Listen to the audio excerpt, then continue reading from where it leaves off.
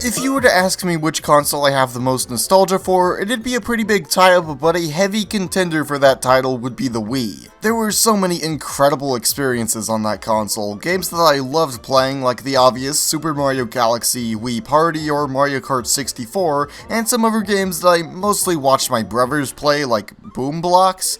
If anyone remembers that game. Of course I couldn't possibly forget Wii Sports though, I mean it is a certified classic in my book. I'm sure you already know that Wii Sports was a pack-in title for new Wii consoles at launch, or that it's currently the 4th best-selling game of all time, so we'll spare you the details. The game is, for all intents and purposes, a tech demo meant to showcase the capabilities of the Wii's fancy schmancy Wii Remote Controller. It's a collection of 5 sports, being tennis, baseball, bowling, golf, and boxing. A fairly modest helping of sports, but the concept would later be expanded upon with its successor Wii Sports Resort, which had a ton of new and returning sports. After that though, the Wii Sports series wouldn't get another proper sequel until its newest entry, Nintendo Switch Sports. Now believe you me, I had no plans on buying the game initially, but 2022 is looking pretty freaking dry for new Switch games that I'm interested in, so how about we take a look at the Wii Sports series? I always enjoy reflecting on these games that I grew up with, as I have a lot of fond memories with the original Wii Sports in particular, so let's begin, shall we?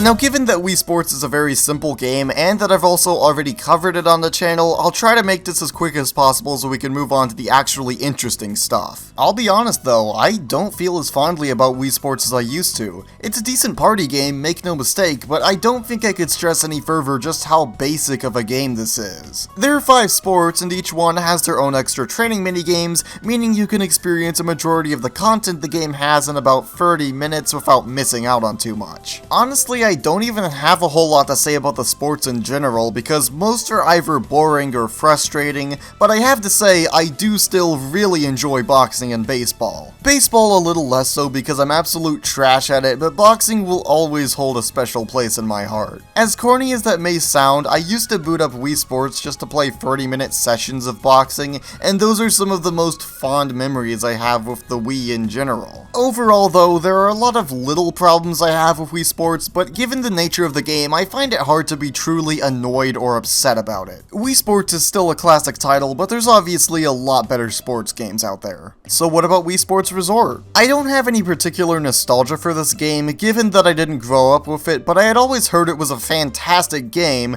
so let's see what all the hubbub is about. Right off the bat, there was a huge increase in sports from the original. We do have 2 returning sports, bowling and golf, but that hardly intrudes upon the other 10 completely new sports which each have at least 2 or 3 modes. Much like the original Wii Sports Resort was basically made as a way to showcase the tech behind the Wiimote's fancy new Motion Plus accessory, which as the name suggests, it greatly improves the motion tech behind the Wiimote. Unlike Wii Sports though, every sport has motion be a lot more involved in its controls this time around. It's genuinely kind of impressive how well the Motion Plus adapter's updated motion controls work even to this day. But there is a lot more to cover here in Wii Sports Resort than in the original, so we'll be covering most sports, but there are a couple I really have nothing to say about, so we'll skip over a few. First up, swordplay. You and your opponent are given plastic swords, and it's your job to knock them off the platform with said sword. You can also block incoming attacks by holding B and having your sword tilted horizontally, diagonally, or vertically. You can swing the Wiimote around nonsensically in the early matches, but as you go up in the ranks, a slower and more strategic approach is pretty much necessary, and honestly a much more fun way to play the game, since I think each match goes by a little bit too quickly. Regardless, this is a solid start to the list, demonstrating the great accuracy of the Motion Plus and just being a really fun mode in general. Speed Slice. You're thrown various foods and household objects to slice in the correct orientation before your opponent. This one is okay, but I personally prefer Swordplay Showdown, which sees you going through 10 levels and knocking out several opponents like an absolute madman. Next up, wakeboarding. This one is fun, but it's a little bit too inconsistent. The idea is to jump off of the waves that the speedboat pulling you produces and then land successfully for points that rack up over time through combos. Failing a landing breaks the combo chain though. The problem I have with this one is that the game expects you to land flat, and on multiple occasions I would clearly have landed flat, but the game penalized me for it. It's honestly a shame because I think this is a perfectly fine sport otherwise. Frisbee dog, for the disc with the aim of getting the dog to catch it over specific spots to earn more points. I like this one, but I am absolutely trash at it and I really couldn't get down the controls. Frisbee golf, on the other hand, is golf but with a disc, and oh my gosh dude, I could not finish a single game of this. I'm already terrible at regular golf, but I really didn't need a more frustrating version of it. Archery. I think this one is a bit more cool to watch, specifically for the hidden targets, but it's a fun mode regardless. Basketball. 3-point game is a fine practice mode, but the pickup game absolutely blows it out of the park. Pickup mode has you play a free-on-free game of basketball with both teams competing for the most points. Simply passing the ball between teammates is fun, but sinking the ball into the basket from all angles is always super satisfying. Then the ball gets handed off to the opposing team, and you have every opportunity to block their shots or even steal their ball. I think it's a good sign you've got a fun game whenever I can be losing and still absolutely enthralled with it. Golf is the same from the original, except with new courses, but it benefited a lot from the Motion Plus upgrade, as it's easier than ever to perform light shots on the ball. Now don't get me wrong, it's still a frustrating sport, but that's a step forward in my book. Next up is bowling, and I don't have anything particularly against it, but I just think it's boring. Though I think I prefer how it controlled in the original, because in Resort the ball will start curving in a random direction even if I throw it completely straight. I guess that's a bit more accurate to the actual game of bowling though. Power cruising. Speed through the gates on each water course to earn points before reaching the finish line. The faster you enter through each gate, the more points you'll earn, with bonus points being applied if you pass through that gate's hoop. This is a decent sport, but the controls can be a little bit too slippery for my liking. It's either perfectly controllable or like trying to deliver a pizza while driving on butter, and there's honestly no in between. Canoeing. I thought the practice mode was fun, but the speed challenge, The objective is to reach the finish line before the timer runs out by paddling through the course as quickly as possible, and each time you finish the course, a few more yards are added on to make things more difficult. There's nothing particularly interesting about it, and I'm not huge on the controls for it either, because sometimes I try paddling on one side only for the game to completely misinterpret my motion. Next up, cycling. Race across different courses on Woohoo Island against upwards of 30 other cyclists to get the fastest time. I didn't expect to enjoy this one nearly as much as I did, but it gets really difficult and super tense, especially the free stage race mode, which has you do 3 races in a row with you progressing through the ranks with each race. Last but most certainly not least, air sports. Skydiving is a bit too simple for my liking. You just try to link up with other skydivers and then a me flies by to take your picture. More me's in the picture equals more points, and you get extra points if you capture their faces in the picture. Island flyover is less of a mini game and more of an extra mode that lets you explore almost every corner of Woohoo Island. I think it's an absolute crime that Nintendo still hasn't made a game that lets us fully explore Woohoo Island. Like, the idea is literally right there. Come on, Nintendo, get on that. But I guess that's every sport. Without a doubt, Wii Sports Resort is a huge upgrade from the original, and despite missing the training minigames, there's still plenty of content here. I really wish I got to grow up with this game, because I know I would have loved it. Even now, I'd highly recommend giving the game a look, especially if you have some friends to play it with. It's really great fun with friends or without, and overall is a solid addition to the Foundation Wii Sports set. After Wii Sports Resort, we wouldn't see a return to the series until Wii Sports Club in 2013, which I would be covering more extensively in this video if not for the fact that it's essentially a remaster of Wii Sports with a couple of changes here and there, and additions like online play. I really think it'd just be redundant for me to review this game, as there's not a whole lot to say about it, plus it would cost me $100 for HD Wii Sports. Yeah, no thanks. Flash forward nearly a decade to 2022, and we'd get the surprise announcement of Nintendo Switch Sports, which I initially had no plans on getting as it looked mediocre at best. The inclusion of only 6 sports as opposed to the 12 sports in Resort, and 3 of those 6 sports being similar in concept, immediately had me doubtful of the game's quality, not to mention the fact that this seemed like more of something you would have as a pack-in title for the Switch's launch. I will never understand why Nintendo thought it was okay to have 1-2 Switch be the launch title for the Switch and not something like this instead. Nintendo really does love making decisions that absolutely no one expects, for better or for worse. But I decided to bite the bullet for the sake of covering it as well, and I have to admit, I was kind of wrong about the game. First impressions on it weren't very positive because unfortunately the offline mode is the worst way to play the game by far. I think part of the problem is the removal of the point-based progression system from the first two games, but another thing that doesn't really help is that the CPU AI in most sports are incredibly boring, even on the highest difficulty. Volleyball, for example, can almost feel scripted in a weird way, like each game has to play out the exact same way. It's kind of hard to explain, but the CPU AI hardly presents a challenge compared to what was in Wii Sports and Resort. That is, unless you're playing Chambara, in which case the AI is absolutely brutal, like there's no in between. It's either baby mode or Dark Souls. Pick your poison. That being said though, instead of covering each sport in order, I'll be ranking them from my least to most favorite. Starting off with badminton. It's just tennis on a smaller court with only 2 players, and with half of the games I've played, it felt like it would never end. It's not terrible, but it can get boring really quick. This next one shouldn't come as too much of a surprise given that I grouped it up with the rest of the boring sports in the original Wii Sports. It's tennis. Yay, everyone's favorite.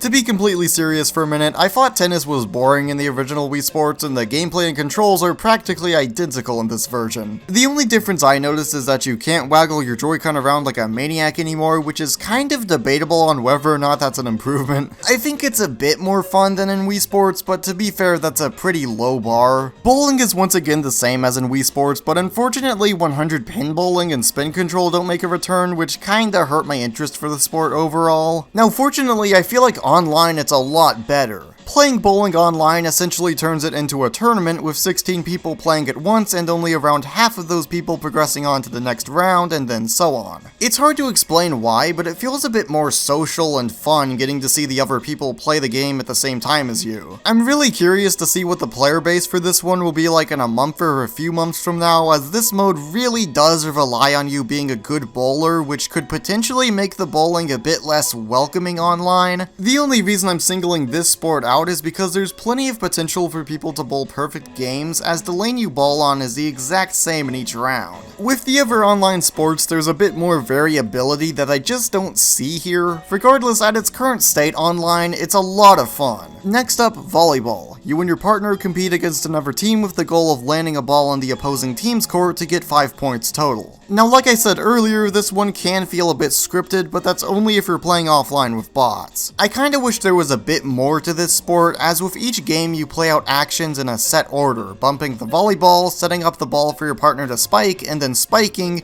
and if necessary, bumping the ball again if the opposing team blocks your shot. You can move across the court on your own to some extent, like when you're blocking a shot or trying to bump an incoming spike, but you can also just let the game move your character for you. Overall, I can see where this sport could get a bit samey, but online players can be a lot more unpredictable and interesting than the bots, which makes this a lot more fun online. And now that we're down to the last 2 modes, I have to admit I was a bit tied up on which sport was my absolute favorite, but if I'm being honest, I would have to give it to soccer. Don't get me wrong, Chambara is great in this game, but I've played soccer a bit too much. That being said, Chambara is the same idea as Wii Sports Resort's swordplay. 2 players are given swords and placed on a needlessly high platform, and you gotta knock your opponent off said platform. Attacking and blocking feel a bit slower in Chambara, but I think that's for the better. Like I mentioned when I was talking about Resort's swordplay, I think each round can go by a bit too fast for how exciting and enjoyable the game is. They also added in 2 more swords on top of the basic sword, which are the charged sword and the twin swords. The charged sword builds up power whenever you successfully block an attack, which you can unleash by holding ZR while attacking. The twin swords aren't really as cool to use as they look, as they also build up power that you can unleash by swinging both Joy-Cons in the same orientation. I understand it would have been super overpowered if they let you swing both swords at the same time, but it just makes me wonder what the point of this addition was. In all seriousness though, these are fine additions that fortunately don't mess up the core gameplay, though there's 2 other things that I'm not super huge on, particularly with regards to a change that was made with attacking. Specifically, the attack animation begins far too quickly to the point where most of the time you really can't tell which orientation your opponent is swinging in, and you're given practically a fraction of a second to block in the appropriate orientation. On the other hand though, if you're on the attacking end, you can't immediately see how the other player is holding their sword after you attack them, which I assume was done to balance out the attack animation issue, but even still, it's pretty easy to chain at least 2 or 3 attacks just by pure guesswork. The dominant strategy so far seems to just be waiting for the other player to attack, as if you block them, you're given an easy opportunity for a free hit, which like I just said can be fairly easy to chain into other attacks. Now the other problem I have is with the motion controls. Most of the time they work fine, but specifically whenever I try attacking vertically, the game sometimes thinks I'm trying to attack horizontally,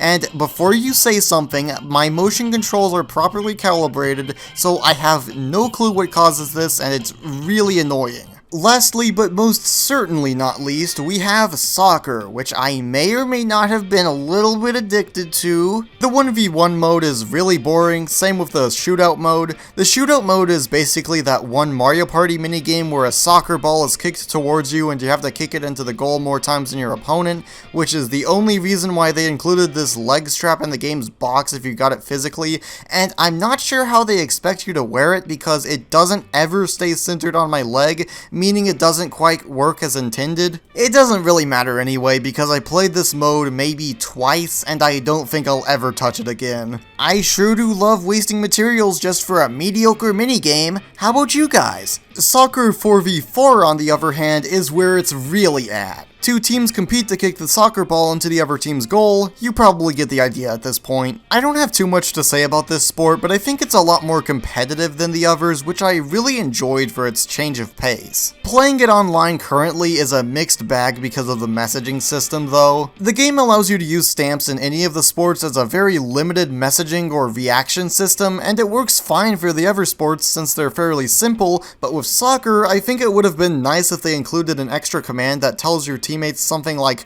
"I'll guard the goal," because in most matches I've played, almost everyone immediately rushes off to the ball as if it's their one and only chance to be a big shot. So most of the time I just stay behind because it's better than having no goalie at all. Now most players I've run into online don't seem to understand the 2 core fundamentals of Switch Sports Soccer. One is that you need someone to stay behind, and another is that everyone on the offensive needs to spread apart so that you can pass the ball to your teammates, that way you have a higher chance of juking the rival team. Now obviously it's not a fault of the game itself, but it's almost as if people are afraid of passing the ball like it's gonna give them cooties or something. If you're ever at a party and your friends want to play Switch Sports, just be careful not to accidentally give them a Joy-Con pair with the ZR buttons or else But that's all of the sports in the game currently. We do have golf to look forward to, and maybe baseball, judging by one of the buildings in Spoko Square, which I really hope that gets added because that would be incredibly fun online. I also heard of a leak somewhere that says dodgeball could get potentially added. Who knows? Outside of the sports though, the game has multiple cosmetics you can unlock through playing online and earning gift points, which seem like they'll be added weekly. Anything at all to keep people playing online is a good thing, so I hope this is something they keep up. Now, you can use a Mii avatar, but clearly the developers didn't want you to since you can't wear any hats or glasses unless you're using the new avatars, which, yeah, thanks but no thanks. I don't hate the new avatars as much as I did initially, but I'm still not huge on them. It just feels wrong for the focus to not be on the Miis, and there's just something about them that really doesn't sit right with me that I just can't explain. Visually speaking, this game looks really nice, especially in bowling and volleyball. I actually got distracted quite a bit in volleyball because I was admiring small details in the background. I wish the game let you explore Spoko Square as a hub area, allowing you to take on little side quests and such, because the hint screen sometimes gives some background info on the area that just really makes me want to explore every nook and cranny of the square.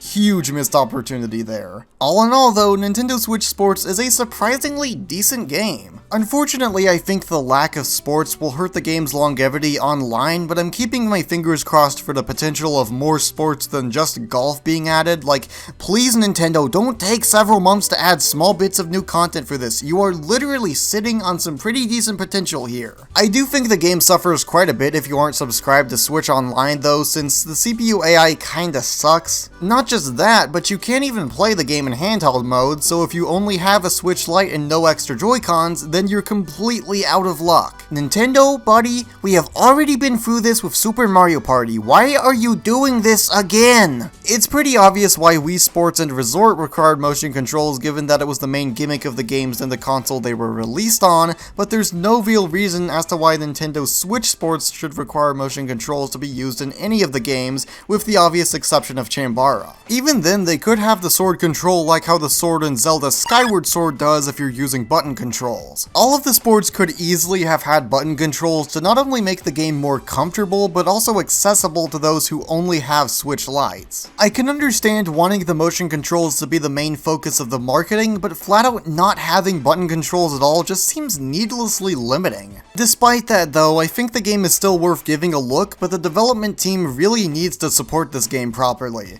With the amount of sports it has, even with how fun some of them can be, I can easily see this game being dropped by most people, myself included, within a few weeks or so. Like I've already stated, we have golf to look forward to, but that's not until at least September, which is 4 months away. I've already talked about this in my video on Nintendo's finish it later approach, but I don't understand why they seem to think that drip feeding content will keep people actively coming back. It's just such a ridiculously stupid practice. I can understand there being delays in development, but if you're planning to release a game that clearly needs more content like Switch Sports, then do us all a favor and delay it until more of that content is included instead of giving us half of the game at launch. That being said, I really don't want to turn this into a longer discussion than I already have, so I'll leave it there for now. Overall, it's been incredibly fun playing through the Wii Sports games back to back to back, being able to experience all of the changes and additions for the first time in several years. I'm super glad that Switch Sports was better than I anticipated, and I can only hope plenty of great new content is added. If I had to rank the games, I think it would go Wii Sports at the bottom, then Nintendo Switch Sports, and lastly Wii Sports Resort. Probably not too surprising, but how about you all? What do you all think of the Wii Sports games or Nintendo Switch Sports? Let me know in the comments, or don't. Regardless, I'm Wyrlwind, thank you so much for watching, consider liking and subscribing if you enjoyed this, and I'll see you all in the next one. Later!